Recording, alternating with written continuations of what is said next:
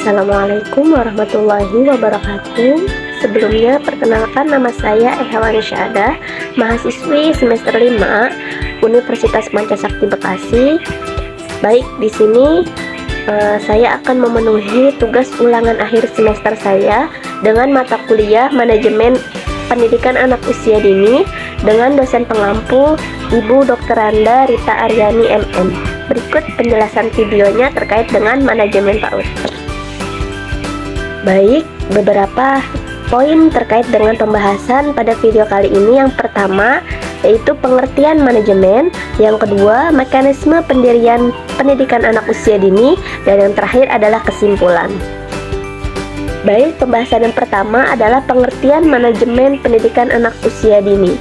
Menurut George R. Terry dan Leslie W. Erwe, dikemukakan bahwa manajemen merupakan sebuah proses dalam siklus kerangka kerja yang memiliki keterlibatan dengan bimbingan dan pengarahan dengan tujuan-tujuan yang telah terstruktur.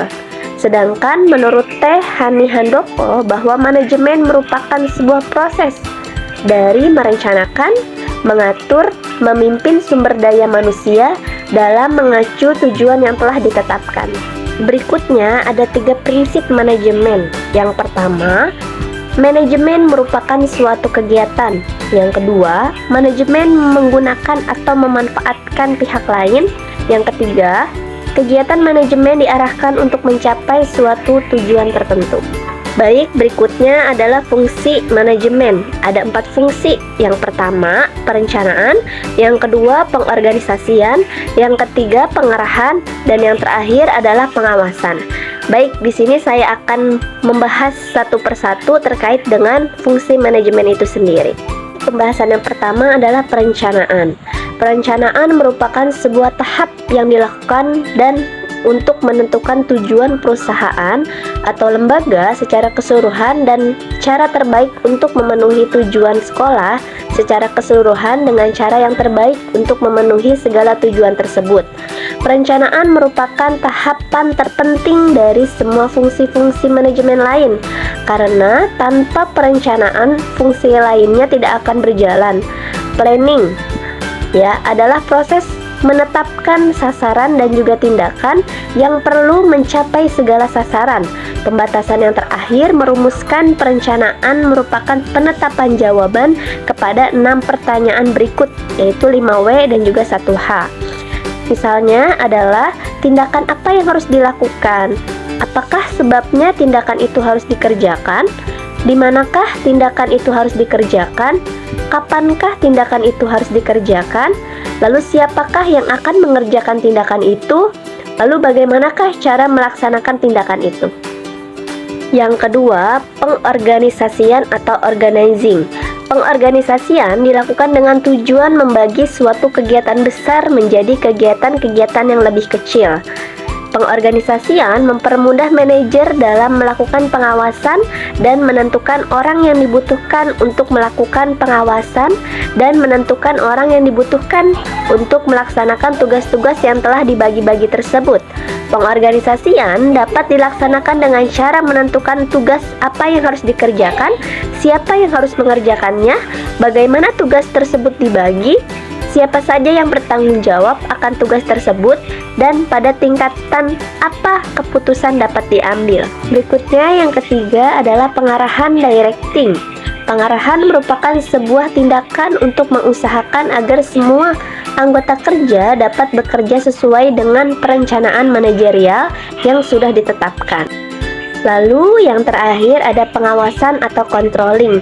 Biasanya pengawasan tidak beda jauh dengan pengendalian yang merupakan sebuah fungsi manajemen yang berupa mengadakan segala penilaian, bila perlu mengadakan koreksi sehingga apa yang dilakukan oleh bawahan dapat dijelaskan ke jalan yang benar sesuai dengan maksud dan juga tujuan yang telah ditetapkan sebelumnya. Lalu berikutnya ada manajemen pendirian lembaga PAUD. Manajemen pendirian PAUD sebuah proses perencanaan, pengorganisasian, kepemimpinan, dan pengendalian untuk mendirikan sebuah lembaga pendidikan anak usia dini secara efektif dan juga efisien dengan persyaratan yang sudah ditentukan. Pendirian PAUD adalah proses untuk mendirikan suatu lembaga pendidikan anak usia dini melalui syarat dan juga cara yang sudah ditetapkan oleh pemerintah. Adapun beberapa syarat pendirian lembaga, ada 6 syarat. Yang pertama, kurikulum.